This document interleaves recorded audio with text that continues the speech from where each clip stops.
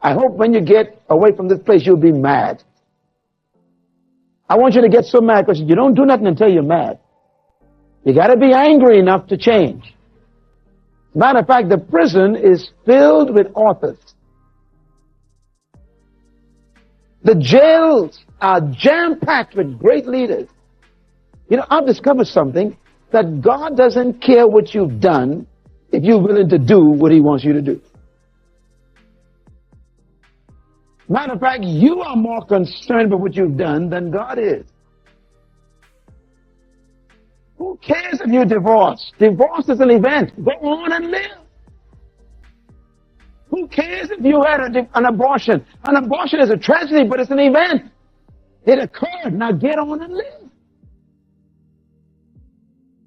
Abortion is murder, isn't it? So is killing a man and burying him in the sand. You see, it's after your tragedy that God does the greatest work. That's why if you fail, it's because you decided not to succeed. If you lose, it's because you decided not to win. You must be like Paul. Forget what's behind. Now, I don't believe anything lives with us more than our past. It is always there. It haunts us if we let it. It's like a shadow that's always ready to pounce upon our future. To many of us, our past is a constant threat to the dreams in our hearts. Many spend time visiting their past. They have no time to go into their future. Most people live in their past and they never enter their future. Others allow their past to hold them back so they can't go toward their future. And then there are those who just live their past, constantly reliving what they did. How sad. How are we as individuals supposed to deal and look at our past? How are we supposed to do that? How do we let our past go forever? This session we're dealing with is the key to living your future. And the key to living your future is letting go of your past. If you don't let your past go, you'll never live your future. There are many of our past that control our present, and it actually imprisons our future. We are locked by what we did, and we cannot go into what we could do. First of all, fear not. What do people fear the most? That they will repeat their failures. That's why businessmen don't go back to business when they fail. That's why students who fail in the first math test believe they're not mathematically inclined. That's why people who fail at maybe starting some project and it doesn't work refuse to start it again. We fear our failures. You see, your past failure is not guaranteed that you will fail again. It's simply opportunity to learn from your own mistakes. You will not be ashamed. In other words, shame is not a permanent condition. Please write that down. You will fail. Every successful person in life failed at something, and I'm one of them. And I will fail even more in the future. But you see, a person who understands life is not afraid of failure, because they understand that failure is a part of success. Say that with me. Failure is a part of success. Just say it loud so you can hear yourself say it. Come on. Failure is a part of success. One more time. Failure is a part of success. You never said that before. That's why you shouldn't be afraid of failure. It's a part of the components that make success happen. You see, God is able to say to us, don't be afraid. Why? You will not be ashamed. Because being ashamed is when you decide to maintain your failure. But when you see failure as an opportunity to begin again, then you see it simply as a temporary experience. You know, one of the greatest things I've discovered is that you never grow in good times. You never really progress until you're under pressure. Matter of fact, 99% of the changes in a human life takes place because they had to change. If there's no pressure, there's no progress. Say it with me. If there's no pressure, there's no progress. It is pressure that brings progress. Most of what you've done so far in life is because you had to do it. Some of you moved to this state to work. Why? Because you couldn't find a job in the last one.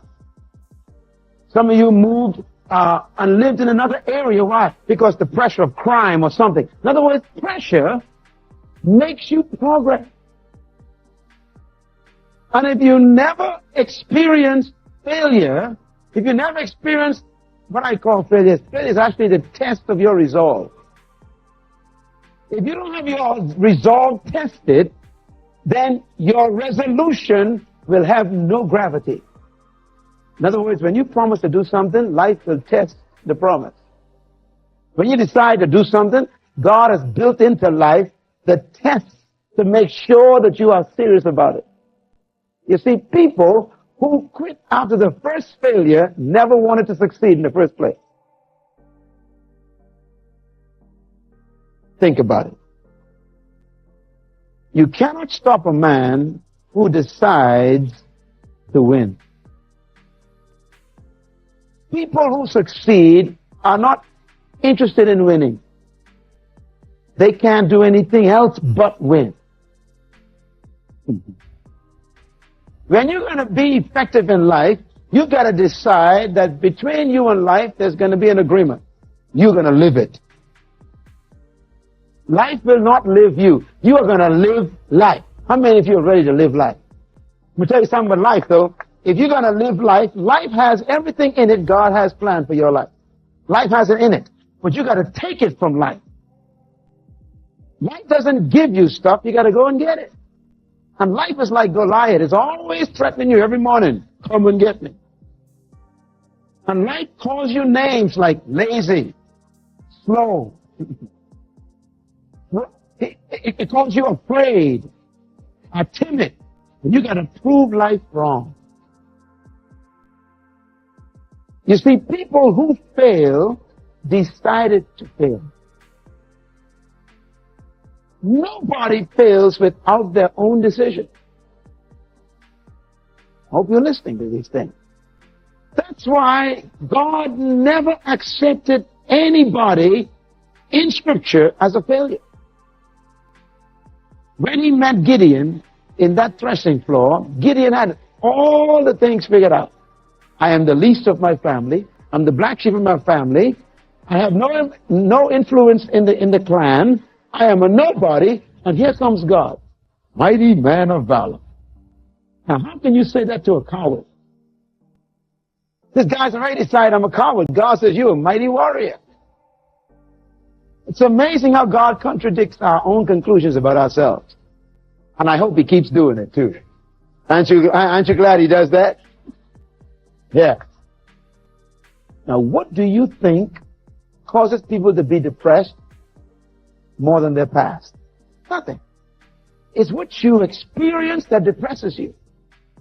I mean, maybe you were a victim of incest, and it happened 20 years ago. And 20 years later, you are still depressed by that experience. And that was an event, not a life. Write this down. Never confuse your behavior with your worth. Secondly, never confuse your experience with your worth. You are worth more than what you experience, and you are worth more than what you've done. Your behaviors and your experiences must never be confused with your value. I'll give you an example. If I have in my hand right now a $1 million diamond, genuine $1 million diamond, and I take it and I throw it in the mud in a pigsty, does that diamond lose value? Is it still $1 million diamond? Yes. In other words, the mud and the pigs does not devalue the diamond. As a matter of fact, the pig just gained value. It is now in the presence of what? $1 million. You may be born into the ghetto, into the lowest hick town in Pennsylvania, where nobody knows anything about anybody. But it doesn't matter where you were born. The fact is that you were born there. You make it important. That's why many of you have to come here to see me. Some of you have to ask directions to find this place. Huh? Yeah. But you see, it is the value of the thing that makes it important, not what happens to it. So if you are a victim of incest, you must now forget. Decide to forget. And you do that by looking to your future. You know, you can drown your memories out by being too busy with your future. Some people are so preoccupied with what happened to them that ain't nothing happening to them. Some people are so committed to keeping alive that which is dead that they are not living. Memories don't go away, you send them away. Yes, you've been abused. Yes, you've been beaten by your husband. Yes, you've been robbed of your virginity. Yes, you've done this and yes, you've done that. God says now decide to forget it.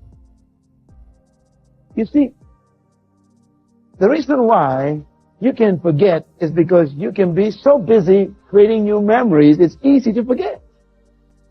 You must will to forget. Let me tell you how I know when a person forgot their past. They are able to use it. You are not free from your past until you can use it. Your past is conquered when you can use it as a testimony. Until you can take what happened to you and use it as an illustration, you are not free from it. You know, people who deny their past are not free from it. They are imprisoned by it. That is why we don't move forward. Because we allow the past to trap us in our youth. You will forget the past and the shame of your youth. And then he says, and remember no more the reproach. You know, reproach has to do with a sense of shame, a sense of guilt, a sense of feeling that you are not worthy. He says, forget what you felt, because what you felt is not true. You know, the problem with forgetting is remembering. That's why we got to use our memories in a way that we will forget. You use your memories as testimonies, and then you forget the validity of your memories. How many people that you know actually have settled down and built a house in their past? Every time you see them, they bring up memories constantly. And there are people who live this way and they never move out of the past and begin to live their future. In other words, God has a dream for your life. And the dream God has for your life is confronted by the nightmare of what you did. God says, I'm going to forget this nightmare for my own sake. What is God's sake? His sake is the dream that he has for your life. So he forgets your past because he wants your future more than your past. He's more committed to what you were born to do than what you've done. That is why God is such a good God. Because he doesn't hold our past against our future. Some of you came to this seminar and you have some dreams that you still haven't accomplished. And some of the reasons why you haven't gone is because you are afraid, you are ashamed, and you literally are threatened by your own failure. Can you take God's command? The iniquities I will remember no more. You know, there's an amazing power in the now. There's even a more amazing power in but. I was an alcoholic, but. I was a D student in school, but. I had a divorce, but. You know, but separates your future and your past.